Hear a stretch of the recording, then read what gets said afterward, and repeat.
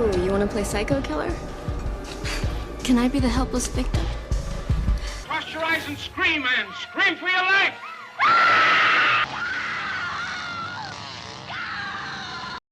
So today I'm here to interview Chris Riggi. He is the writer and director of Abduct. I saw that in large part you're an actor. And you have a prominent career acting in television specifically. You've had roles in things like The Wolf on Wall Street. You've also produced and done cinematography for a number of projects. What made you want to direct a feature-length film? Well, thank you for having me. Of course. This is amazing, because it's such a small film, but I have found such a wonderful response from the horror and genre community for making this movie. My first film, Good Luck with Everything, was basically a cutesy, sleepy mumblecore type film. But then I made this one, which is more genre, and I just cannot the love that I've been getting from it. No, had nothing but wonderful responses. So you taking the time to do this means a lot, and I really appreciate it. The question was, how did Abduct come to be? Or what made you want to direct your own feature-length film? This is my friend Jimmy, who I've made a lot of things with. I've shot some shorts with him. I went to high school with him. He introduced me to my wife, this wonderful human being. He gave me a compliment a few years ago. "You're such a wonderful filmmaker," or "You're such a talented filmmaker." He texted me, and I was like, "I haven't made a feature yet." I was like, he thinks I'm a feature film. I don't know, I had put this idea out there that listen, just because you make short films doesn't mean you're not a filmmaker, but I was doing shorts. I had made a few short films. Some won awards. I was DPing a lot of people's stuff. I was the cameraman on a lot of people's things. And I got that text message. We were just talking back and forth. He complimented me and said, "You're such a talented filmmaker." And I was like, I, for some reason, remember that specifically going, I haven't made a feature yet. So I don't know why. I always thank him for that, because it made me be like, I've never done it yet. And also a good friend of mine who has to hear me complain or whatever about certain films and why they're this way. And being a cinephile, I just have certain opinions about certain films. I've been way less, since I've made movies, way less critical over things. If you make a movie, it's impossible to get made. Any movie that gets made is a miracle. No matter how small the movie is, it's very hard to get it made. And my friend at the time, he was saying, Chris, you have a lot of opinions about films, and you can't really talk this much crap, made a film yet. And so those two things helped. But I went to New York Film Academy for directing. This was years ago. This was before Gossip Girl, because I've always had a love for making movies, and I made a few shorts in New York. And then the acting thing happened. I just took off with you'll be in Gossip Girl, and you'll do Vampire Suck, and you'll do indie films. And I didn't, then I directed a short film in New York, but I never made a feature. This was years ago. This is years and years ago. This is 2008 or something. Yeah. But I moved to New York, and I met a wonderful group of people out here who make movies by themselves, DIY filmmakers. And I was on set one day, just trying to impress a girl who is now my wife. And I was handed a camera, and I was the DP that day. So I didn't even know what the zoom lens and focal, I didn't know what the zoom and focus rings were. I had to ask. Ever since then, and that must have been 10 years, way more than 10 years ago, I just fell back in love with filmmaking. It's just the community out here that I surround myself with, that they're just people who make their own stuff. And yeah, filmmaking for me, if we're going to talk about filmmaking, we have to talk about just being a fan of movies in general. That's how I connected with my father, who has since passed, but we connected with movies, and that was just our way of connecting. And yeah. So did he get to see your movie? I believe he saw Good Luck with Everything. He didn't get a chance to see Abduct, I don't think. But he would have been proud for sure. My mom loves it. Yeah. That's great. That's really special. Movies they bring us together, right? Isn't that what Nicole Kidman says? Mm-hmm. I mean, honestly, it's also just being competitive. There's probably some competitive rivalry stuff where it's you see your friends doing it and you're like, I can do it. But honestly, building up the skill set that I had learned over the course of being I used to shoot B-roll for magazines and stuff, and I would shoot the interview portion of the magazine, and then I would shoot the B-roll of the photo shoot. and just being really, really good on my feet with this camera that I was using, being just technically proficient, like, and reading all the books about filmmaking and just being like, okay, Robert Rodriguez's book is the best, A Rebel Without a Crew. Like, just practicing and knowing that if you know how to use the technology, like, you're unstoppable. Like, I can make a movie at any time, but it's knowing the big one is sound. And so pretty darn good with the camera, but the sound is huge. I have used this technique for years. I learned it from a bunch of filmmakers that I've worked with out here, is that we use iPhones, ace bandage to our chests, just like this. Like, here's the iPhone. I can just be my own sound guy. And just years of just putting in the work as a DP and editor. It was like, I can make a film. I can do it. Yeah. Awesome. Yeah. So all those things together really helped you.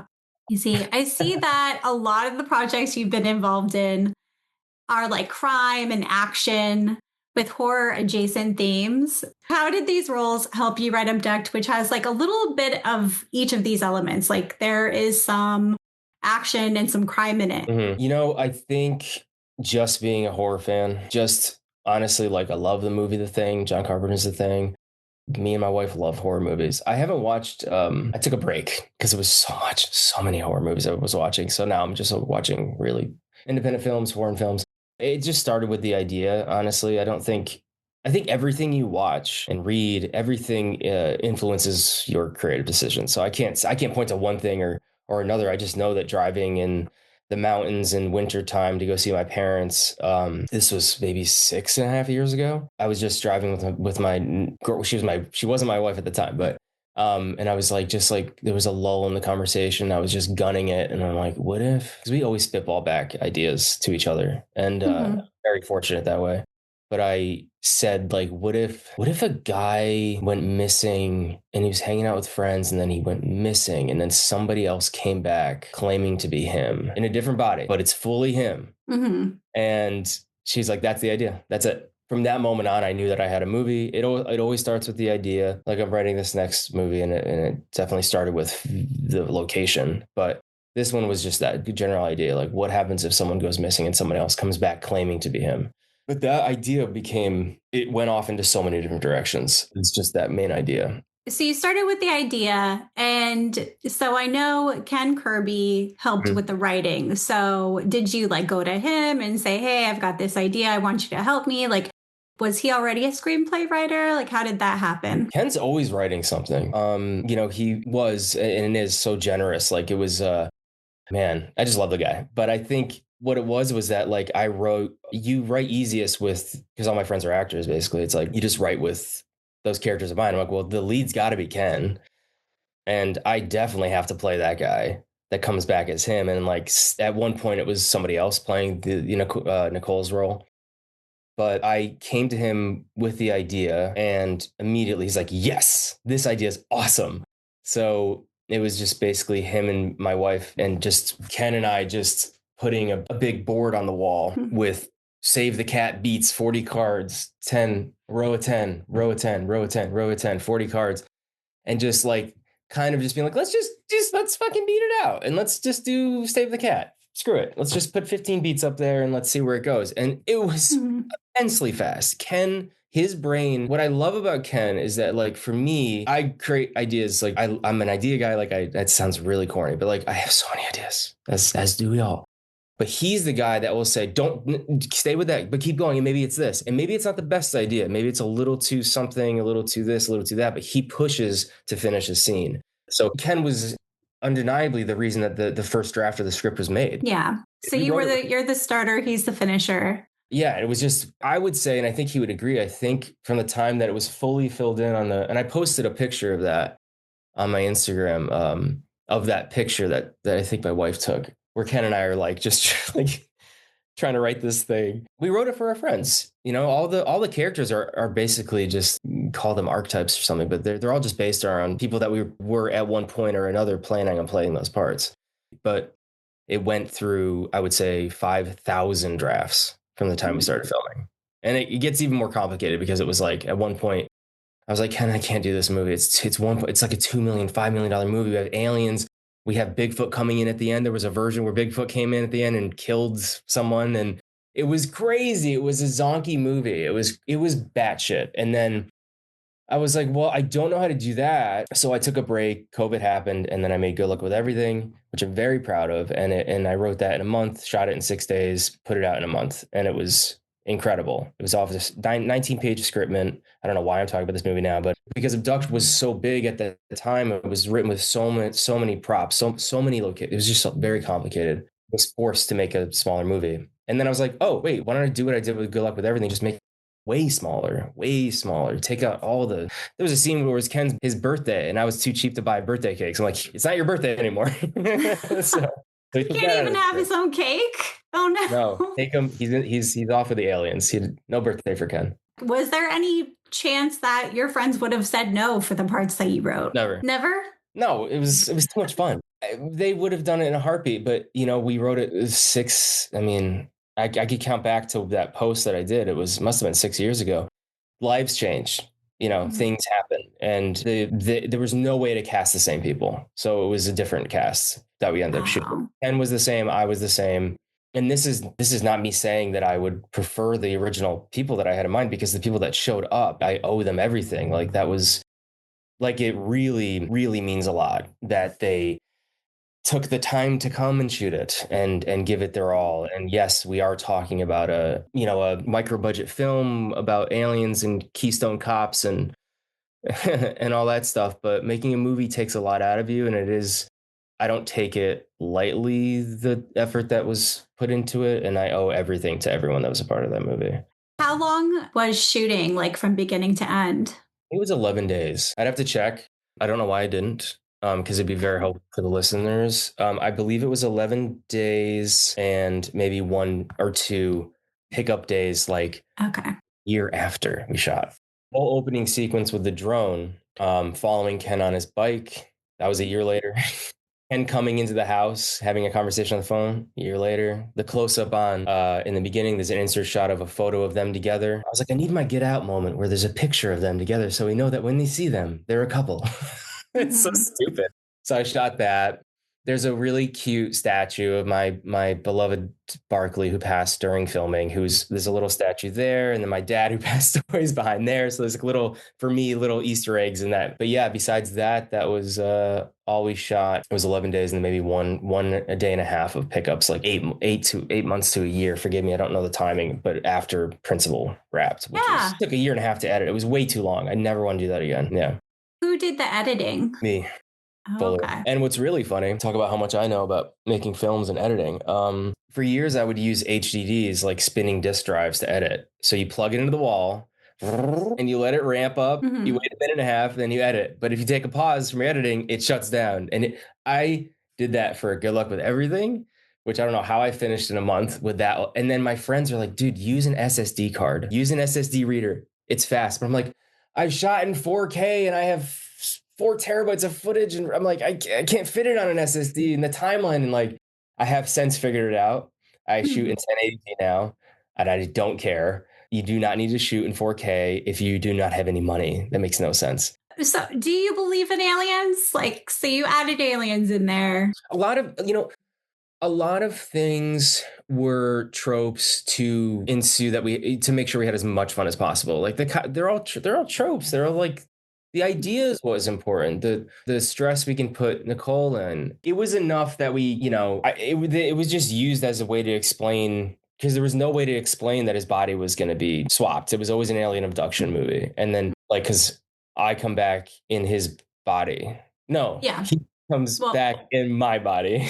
Yes. Yeah. So the concept is, it's a plot device. I've never seen that movie. That's why I knew I had to make it. There's been variations. There's been really cool, is it real movies? Like Wolf of Snow Hollow. Is there an actual werewolf in that town? I love that movie. I love the question that the trailer poses. It's a guy. There's no such thing as werewolves. And then, like, that's in the trailer. I'm like, we always want to believe that there's a monster. We always want to believe that the thing is real, because we don't want to feel like we're alone. Men in Black is my favorite movie. I love that movie. All those questions posed in that movie. But yeah, it was always aliens. I mean, it's kind of like, I was going to say Freaky Friday, like the body swapping. Like, was that in your mind, that movie at all? I've never thought of that. No, it was definitely I mean, I'm sure I have thought it was like something like that, but I was so it'd be like, this is highly original. No one's ever done this before. Yeah, no, it definitely has that Freaky Friday aspect, which I love. I'm trying to think of other things, other body swap movies. Can you think of any? I'm so grateful that the idea came to me. The trailer, I think, is fun too, because you're like, that guy's not the guy that he says he is. So it's like, it was fun. You play with these concepts, but you definitely make it your own. I've seen this concept, but the direction that you take it in, I think is very unique. It's Inside or What's Inside is a movie that there's a group of friends that all swap bodies because of a contraption, though. That came out after, though. Yeah, I haven't seen that. It's fun. It's a fun movie. Nice. We just talked about the aliens. I was going to say conspiracy theories. I don't have any. So you're a skeptic yourself. We'll get to the ratings of the movie and how that came to be. And that's my only conspiracy theory I have for you later. Okay. So, but I think that kind of is evident in this screenwriting because you kind of play with these like cryptids and you play with conspiracy theories, aliens, and things like that. But when we get the reveal, it's very much like a skeptical point of view. And the cops are very skeptical from the jump. Mm-hmm. And they kind of set you up to like question the reality that's being set in front of you. Mm-hmm. Yeah, that's the whole idea. It's kind of evident that you have like a skeptic's point of view, especially through the writing. Like with the cops, I think it's most evident. Like, were you the writer of the cops or was that Ken? Oh, it's hard. That's really hard to remember. This is all the same. I mean, you guys just kind of played off of each other. Yeah, and my wife. Yeah, the cops were just there to really put the pressure on and be like, what you didn't see what you think you saw. And that does kind of tick me off too. It's like, no, we did see what she saw. What do you mean she didn't? So it does get you on her side a little bit, but also makes you be like kind of angry. Yeah, it's funny. I didn't know which way to go about with them. Like in the editing of it, there were so many different ways, and I ended up going for a little more comedic tone, just because like they are a bit cliched, like kind of dumb cops that don't believe you. It's kind of a cliche, kind of a trope. So kind of leaned into it a little more than I think the original draft was, like very goofy. And then I was like, I'm just gonna make a serious movie. But I hired all genius comedians, so I don't know what I was thinking. The great Jack Plotnick playing Officer Jim, named after Jim Cummings, and Officer Conrad, played by Elko Weaver, named after Steve Conrad, who wrote Patriot, the writer-director, and just love that guy. So the themes that I picked up on were like fear of the unknown, like mistrust of institutions, and vulnerability. Were those intentional themes within that you were playing with all these different tropes? You're too kind, and the movie sounds way more intelligent, and it sounds like I'm giving any of these things thought, which I probably did. But it's just like my love for like The Invisible Man with Elizabeth Moss, which is such a good movie. I just find you just want to scream at the TV like, she's not crazy.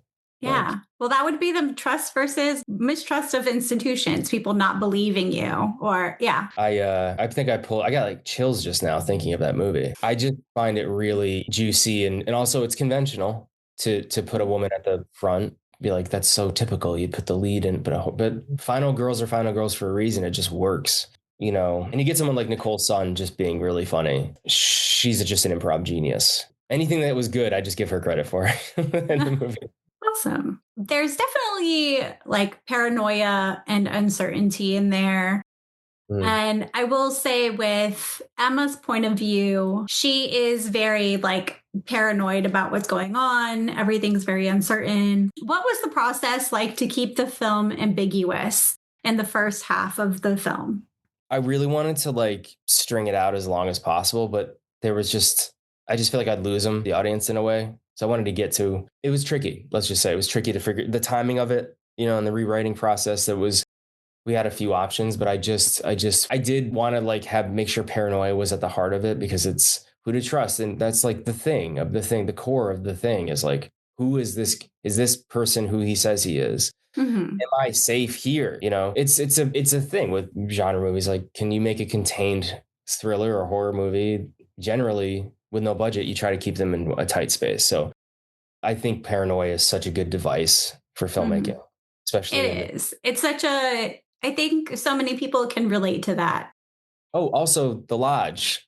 The Lodge, I think, is this horror movie. Do you know what the one I'm talking about? The newer one. I haven't seen it. I don't It, know. it came out recently, and I remember it came out maybe 5 years ago. Oh, okay. But I remember stealing some things from that. If only for it was not 2019. If only for the idea that I could pull off this movie, because there were some things that were cheated at the end of that movie that I thought I could also use. I'll be like, they got away with it on the Netflix movie. I'll get away with it. Is it a Netflix movie? No. They got away with it on this big movie. I'm going to use it for my movie, if only for the confidence that it would work. Yeah. Why reinvent the wheel if you see something I don't think that could work? We were not. There is a muse. There is this creative force that gives you ideas, and you hopefully write them down. And if you don't follow through with it, because I was sitting on the script for years, I was like, if I don't make this movie, the gods or my muse or whatever, the creative voice will not talk to me anymore.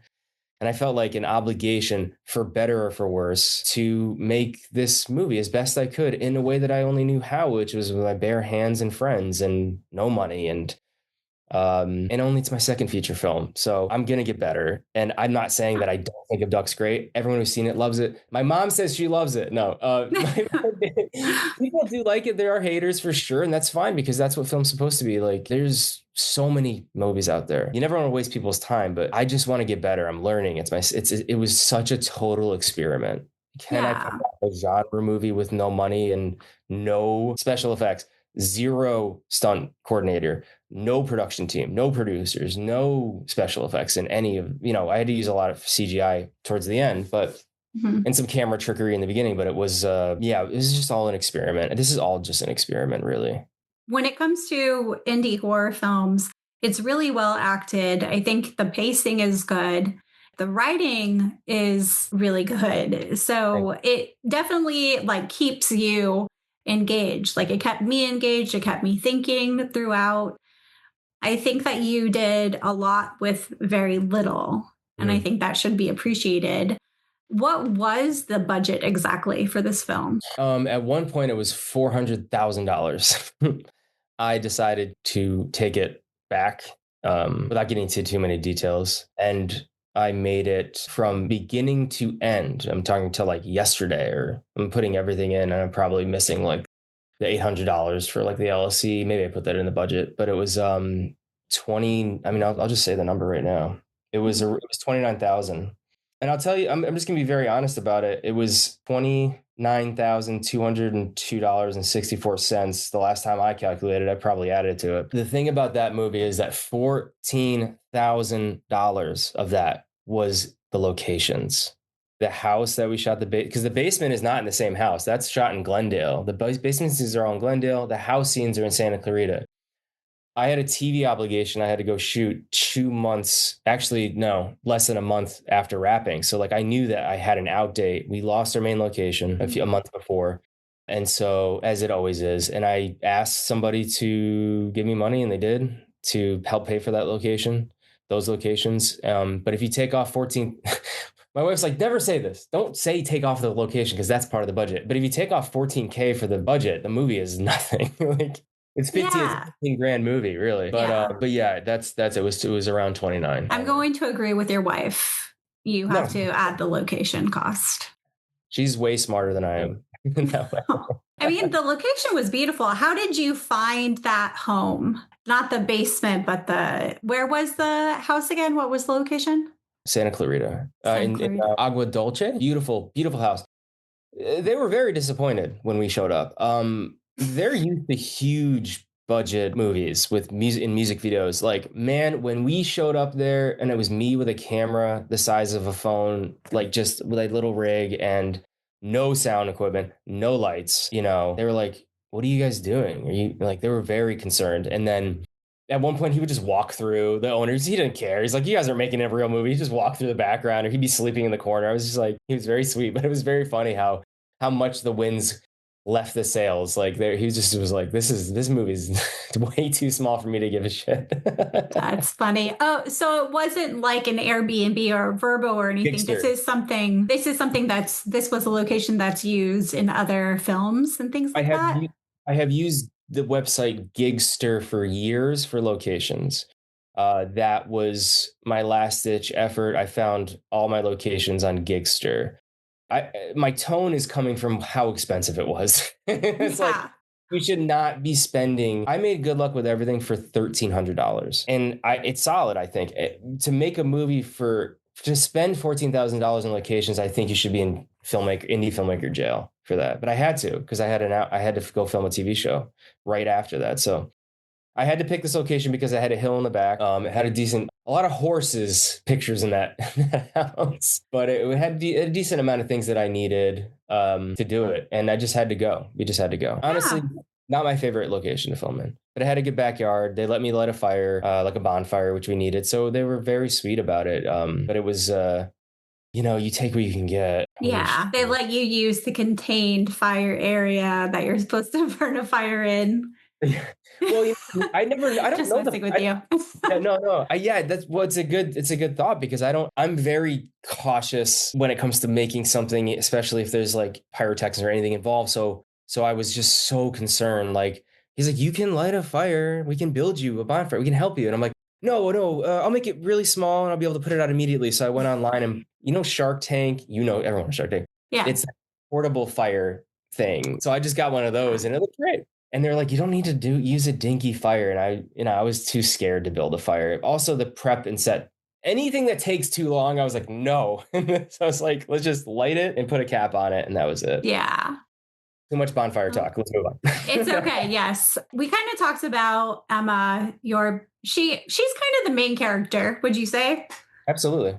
Yeah. So we get her point of view. And how did you want the audience to feel emotionally while watching through her perspective? Really just to be entertained, honestly. You didn't want them to be like worried for her partner. Well, that's also part of the reason why she is pregnant in the beginning. Mm-hmm. And I would say it was lazy writing as a way to make the audience feel scared for her. Also, I like giving characters secrets. So she wasn't telling him. And she doesn't get a chance to, maybe. So, I knew that, like, I guess the few drafts maybe where there was more epic of fight scenes involved, you would be very scared for her to get hurt if she is pregnant. No brainer. So it was just lazy writing. I wouldn't say that. I would say if you were purposeful, you try to set it up where she had some kind of emotional, like, I don't know, connection or bet, like she had something to risk.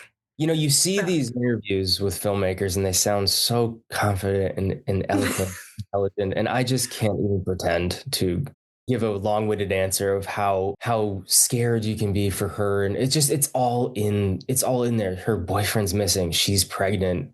She thinks she saw something that she definitely saw, and she is in danger. Like, you want to feel scared for her, and you want, especially when she starts figuring out what's happening, especially what Nicole does with her face. There's a really great basement scene, I think, where it's a pretty emotional scene where I start, as Ken, I start telling her why I'm me.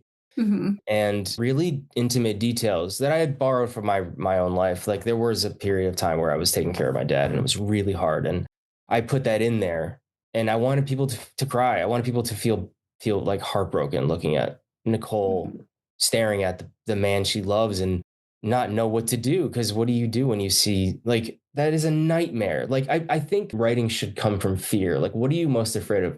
Losing my partner or someone else being in my position. Like, that's probably where that came from. Like, reading in a script of a screenwriting book somewhere, like, right from fear. And it's like, well, I'm most afraid of someone else taking my place in my relationship. So there's that. So even though Ken, it's complicated because you just really want her to find out what's really happening, find Ken's actual body, find out the answers. Yeah. I think that was a really great scene in the basement whenever she's confronting the other Chris. And in the script, we call him the strange man because I just wanted it's one of those things where it's like tricky because you want to make sure that you don't take yourself too seriously, but you also don't want to call it out. So in the script, it was strange man because I really wanted the audience to not believe that he was him. Yeah. It is very convincing. I think that is a very emotional scene, and you kind of see her like break through and start to believe. Yeah, that was interesting. I remember being in that scene, and I've said this on other interviews before. It is worth mentioning is that day 2 of shooting, we had to put our dog Barkley down, and Mhm. it was bad. It was the worst experience of my life. I had lost my dad recently, and then I had put my dog down while we were filming. And it sounds like, what do you mean you kept filming when you put your dog down? I don't know. I had people waiting, and we had to do it at like 2 a.m. And then I had to show up and do these basement scenes. The whole basement scene was shot in one day. Everything in the basement's one day. And so a lot of the emotional stuff, that was just very easy to do. And Nicole is a comedic actress, but she's bawling her eyes out. And I was just like, I felt terrible that I made her cry, but she's so good. I will say, like, the hardest scene to film was the fire poker scene when I first come in, Mhm. because I could have kept more of it in, but I didn't want to be self-indulgent. But there's a moment where like I start crying, and that was completely real because in the making of it, like I can think of the take I was using. I could hear everyone talking in the background, and I was crying because I just couldn't get out of my headspace that I was in. And then Mhm. luckily I had my wife there and other people going, no, stay in it, stay in it, stay in it. Let's finish this part of the scene. That was the hardest scene to film because it was a lot of working parts, and I had just thrown myself down a hill twice, and so I was rattled. The adrenaline was going, and there was so much pressure. We were so early on in filming that we had to make our day, and it was just like a really hard scene to shoot. I branched off from the basement to the fire poker scene, You're but good. I fear making another one because it's just like so many things can happen. Life happens when you're making a film. A film, there's really no excuse to make a movie, but there is really no excuse not to make a movie. And I'm compelled to make movies and tell stories. But No, that's a really hard thing to go through at yeah, any time. And then to yeah, be doing it when you're also in a stressful, like you have all this money on the line, you yeah. have this big project, like that's Yeah, compounding. when Ken gets abducted, that scene was bad. It was like it was at the heat of the stuff happening. Like it was the night before it happened, and just me and like I luckily had two wonderful PAs that showed up and helped me like rig some special effect lights in the hills and some stuff, and it was absolutely freezing, and I felt so bad making the actors run up the hill multiple times, and then Ken getting abducted, and it was a really cold night. It was a very long day, and it was an even longer evening and morning for me and my wife. But the filming sustained us in a way. It was emotional therapy. I think a film crew or whoever you have making a movie becomes your family and support system. And they were all so generous and so comforting, and they all showed up. And it was great for that you just really see the resilience. Like, I don't know, it was really impressive to see my wife actually like hold the camera and help me direct, and because I was like falling apart. So Yeah, yeah. she was there helping. And yeah, again, I said there's no easy movie. It's a very like impressive thing to be able to film a movie like this. And even though it's an indie film, I think it is a really well made indie horror film. I cannot take So, compliments. I can't take them. no. I really appreciate it. I really do. Anyone who's seen this is like, I'm like, thank you. Like, thank you for watching it. It was like the fact that it got finished and then literally got denied every film festival that I can imagine. Everyone said no. Are you serious? Because I've been to so many film festivals and there have been so many bad movies. What I'm saying is, like, your movie is, I think, when it comes to indie horror, I think the writing and the acting and everything is above Wow. the average in indie horror. Yeah, I think I need therapy. I think there's something in there that just doesn't allow. But it's, okay, sure, it's good, but maybe not. you know. But honestly, it's like I submitted it the first draft to another Hole in the Head, which is a really cool festival, and I pulled out because I just didn't want that to be the release. I don't know why. It got into Panic Fest virtually only, did not screen there, and then everyone said no. Everyone said no. And there was like, should I pay someone to help me get into the festival? And I'm not paying anyone. I'm like, I'll just submit through Film Freeway. We'll see what happens. I wanted to pull up my rejection list. I mean, I haven't been onto this Film Freeway site in a minute for good reason, but it was maybe 20. I submitted to way too many. Were you maybe going too big with the festivals you were applying to, or? And that's another thing that we should talk about is like, you're going to make mistakes. I made so many mistakes on this movie, and I made so many mistakes in post and everything. And that's one of the mistakes. I think I did not submit to the right festivals, and I think I paid for it, and that's okay. In the end, like, are there any that you wish you would have applied to that you think might have gotten into compared to what you chose? I don't think so. I think like I got smarter. Like I submitted to a lot of the wrong ones at first, and then I got smarter and started submitting to the right ones. And then, it did get into Panic Fest, which is great. It got into Chicago Horror Film Festival, but it was so late. I had already released the movie, and I was like, I'm gonna rescind the thing. So I got into that. Like I said, another hole in the head in Panic Fest, but Panic Fest is cool. I mean, it was nice that it got in somewhere. So I had some cool laurels. I think on the next movie, I'll do a better job doing my research and reaching out to programmers and trying to figure out the best places to submit it to rather than just like guessing. Yeah, it's all a big learning curve. Yeah, it's just, again, I'm stealing this from another filmmaker who says it constantly, but this is filmmaking, and it is just an experiment. And I'm fortunate enough to be able to try those experiments. I'm not digging ditches or like working at an office job. I'm playing pretend and convincing my friends, for better or for worse, to like join me on this stupid thing. So we kind of touched on the secret pregnancy at the beginning. So Emma has the pregnancy test, and you see that she's pregnant, and she doesn't tell Chris. And then Chris is kind of the first night that they're on vacation with their friends. He says that he wants a family. And she is very like freaked out by it because I guess they had previous discussions, and she was like, oh, I thought you didn't want a family. And she's not taking him seriously. So what was intended with that plot device? Well, it had changed so much. There was versions where like she proposed to him, and I loved that idea. And I thought, there's no way that anyone's going to buy this. And then you look at Together with Allison Brie and Dave Franco, and she proposes to him. So it's like, kind of wish I kept it. But I think it was to just pose a question of like, are we ready? Are we ready? Like financially. And I want to humanize them a little bit, but also like, I'm a huge fan of characters contradicting themselves. And I'm a huge fan of characters lying and not saying how they really feel, because we know that she's pregnant. Why wouldn't she just say it? That says a lot about their relationship, that it's not perfect. And maybe he parties too much. Maybe he works at a bar, and maybe she thinks that he needs something better. He needs to maybe she thinks he needs to be more I don't know, grown up. Like, and he even mentions in the car, he's like, the bar sucks. It's gonna go under in a few days. They don't know what they're doing. It's like, okay, so now you don't have a job, and so that's why she doesn't tell him. I think it's she was scared, and I think when you show a character being scared and contradicting themselves, it makes them immediately human. Theory, I think so. No, I think it does. I think it definitely gives you a closer look at their relationship as a whole. It's kind of just like character development, but also for me, it kind of set it up as, there's already going to be some secrecy throughout this whole thing. Like there's going to be some conflict and secrecy, and we're going to have those dynamics. Yeah, I was just about to say something that you would be like, don't give away anything else, Chris. You're not the only one who's lying. What? I didn't say that. That's crazy.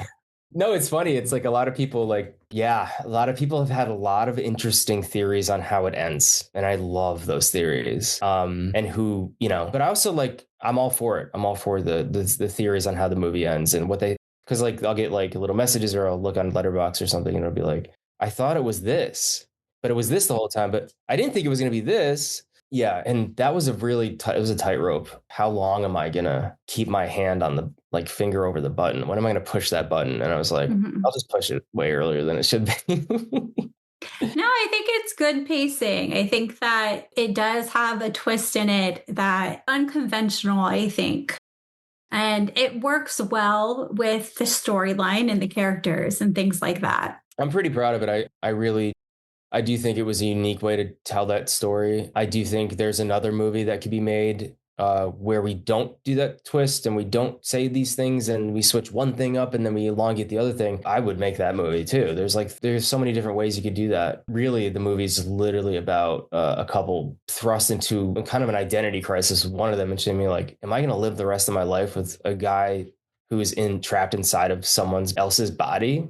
I would love to like tell a story where it was like 5 years later and still in the, you know, never found his body, just living out a life.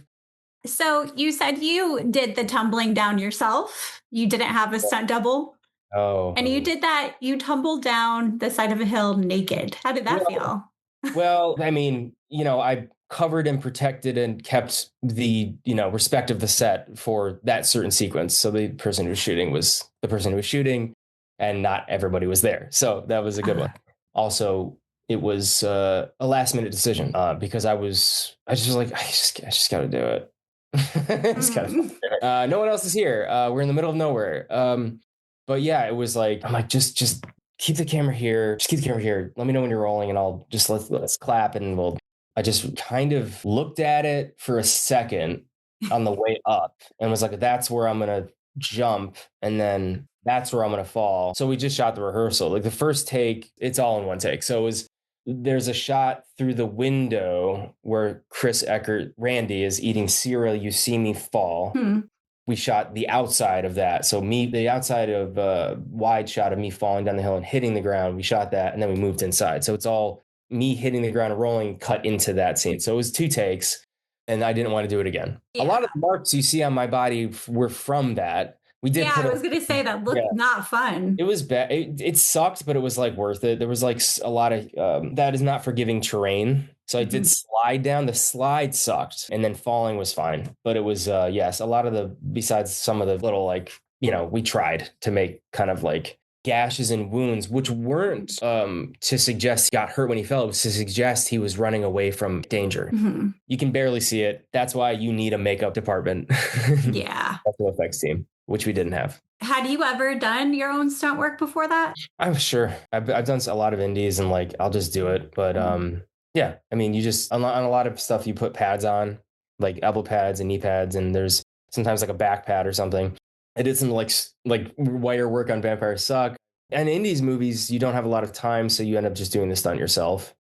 So yeah, stunts are great. It's probably my wrestling obsession. You know, it's probably that. Any chance to show off. There's something in me as a kid where it's just like, I can do this. Look how cool I am. I threw myself down a hill. I'll do anything for a laugh, but also do anything for like a reaction. Yeah. I mean, it's definitely tumbling down a hill, falling down a hill is definitely. I knew it looked cool. Up more. Yeah. It's way cooler than just like going up to a door and like knocking on the door and be like, hey, I'm here. I don't know the reasoning behind him coming down the hill. I think at one point he was running. Originally he comes up, he's running through like the wood and then he knocks at the door, but I just so happened to have the hill. I'm like, I'm going to use the fucking hill. Let's just. Well, I mean, the hill made sense because that's where he went missing. Like he went up the hill to go missing. So it made sense that he was like coming back that way. Possibly. Yeah. No, you're right. Yeah. You're right. Right. I really enjoyed how strong the writing was for Emma's character. Like she questions the cops and like really just takes charge, like calling them names, like, or she's like telling them like, oh, so I have to be the cop. I have to do this. She's very tongue in cheek with them and like sassy. But I enjoyed that because, you know, if you are missing your loved one and she's pregnant, she's like, well, I need my baby daddy back.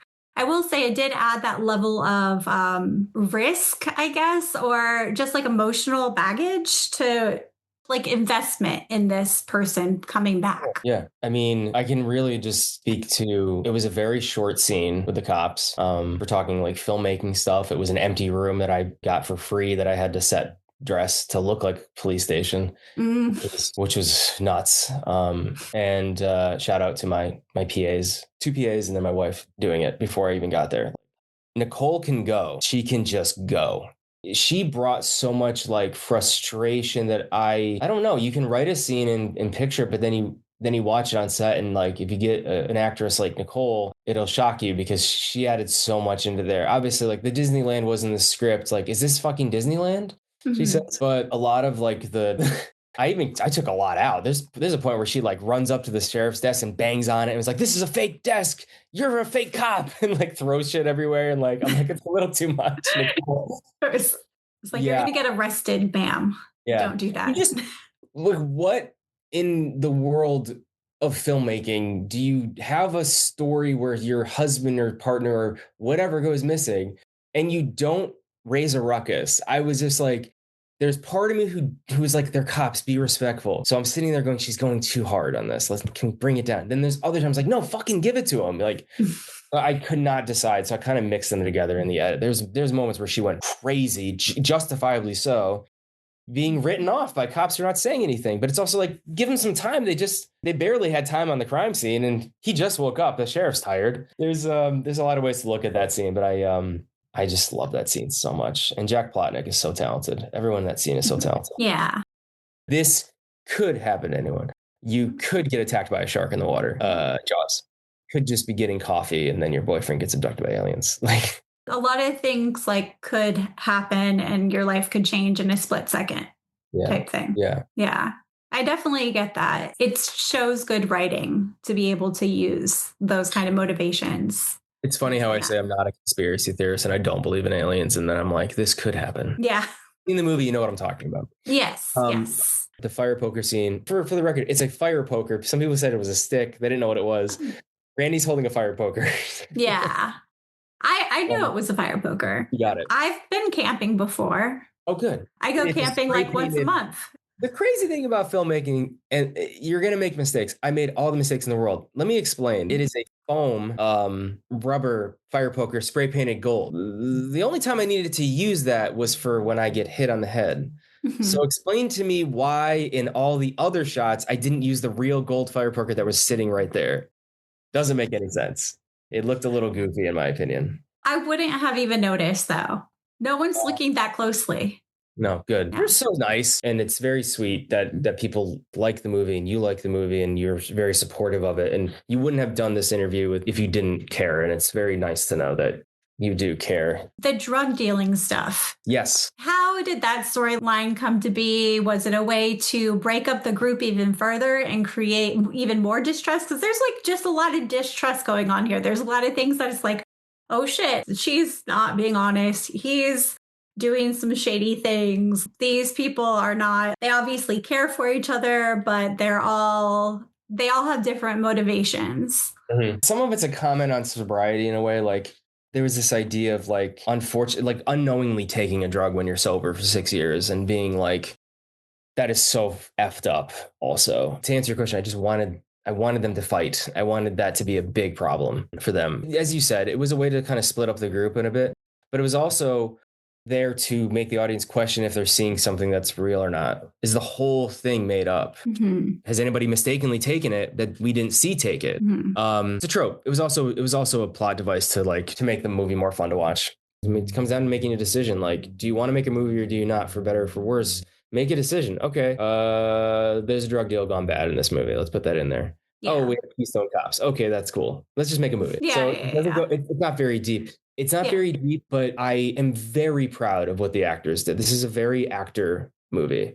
And they, just like Good Luck with Everything, like I rely on them so much to make it make sense, so much to make it compelling, and forever grateful for them for giving their talent to it. Like, I'm not saying that I didn't do anything, but it's hilarious to see Jack Plotnick as a cop to me. It's hilarious to see at one point the drugs were to justify the cop having an obsession with Bigfoot, seeing a shape running through the woods and shooting it. And then this version was just to create more division in the team and make the audience think that what they were seeing wasn't real. I should have just said that.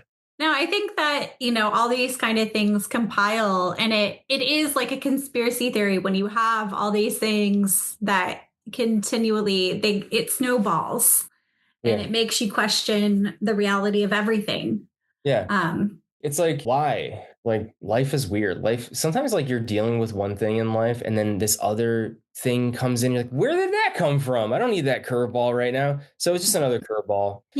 Another missing person, right? So we have another missing person, Bar. So it's like, what's happening in this town? Is everyone getting abducted by aliens? That's the original kind of thing, I think. I think I have a note in here. In my head, I had a note that there are 3 abductions. Count them. Yeah. Which one?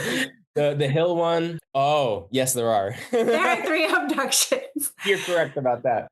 Yeah. There are 3 abductions, and I've never thought of that. Because then it kind of like loops around and you get the reveal. And surprisingly, a lot of murder. I love that. I love it. People don't realize that people do die in this movie. A lot more died in the original version, believe me.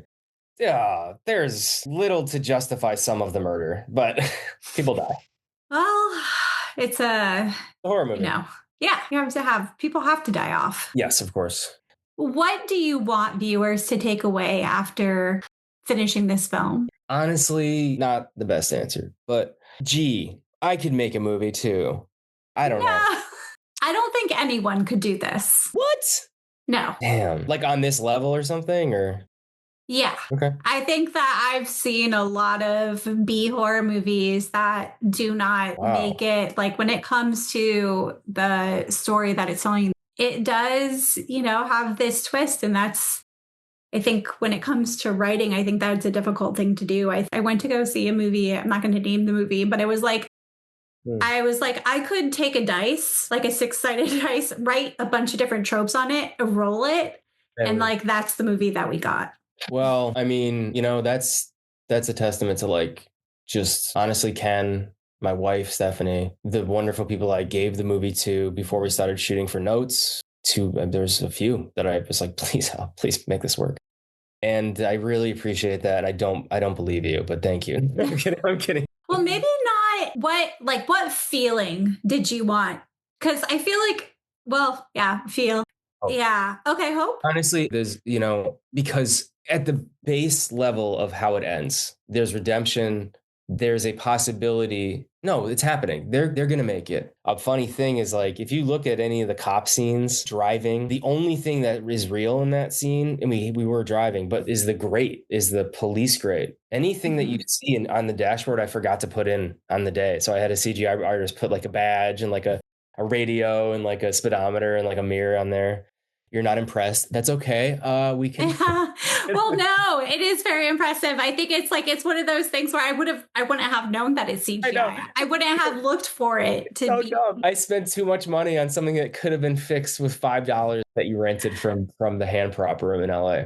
It's, it's one of those learning experiences. You're like, I am proud. I'm so proud of the CGI in this movie, though. I've gotten a lot of compliments about it, and I'm just like, love it. Shout out to my CGI artists, because the blood gags were awesome. I did a lot of special effects testing with real, projected blood through a tube, through an air canister. Looked awesome. And I was like, so I have to get 6 different pairs of clothes every time I launch one of those things. Like, there's no way. It moves so fast that there's no way there's no time to reset. So it's just like, way too fast to use practical effects for some of the stuff. Yeah. What about like some of the props, like the guns and stuff that were used? Was that real? Like, was it real guns with like blanks? No. Yeah, no, for just for the actor's safety, and I try to be as safe as possible. That's true. You didn't want to make a fire. So no, I don't want to make a fire. That being said, there were some punches in this movie that really connect. So if you watch the end of the movie, a lot of those punches connected. So you'll see some hits that like did not need any faking. But that's what happens when you're rushing and you love the person you're working with and trust that you can do those kind of stunt work with, and they won't hate you later. Yeah, they're not going to sue you. For safety reasons, the guns were rented from the hand prop room. They did not fire. They did not engage. There was there's nothing. It was just a piece of metal. I think they were old airsoft guns, if I can remember correctly, which looked awesome. They were so cool. I love Sheriff Jack's revolver. That was my favorite gun in the movie. I love it. No, they looked really good. I mean, I'm more focused on like themes and writing in a film and stuff like that. So that's like more of what I pay attention to. That's just like the lens that I look at everything, and I notice a lot of practical effects. I always notice those. So, I mean, the CGI was really good because I didn't even realize that these things you're talking about were CGI. I just thought that they were. I was going to say, like, did you think this part was real? Because like, that's just a testament to how good my CGI artists were. I had 2.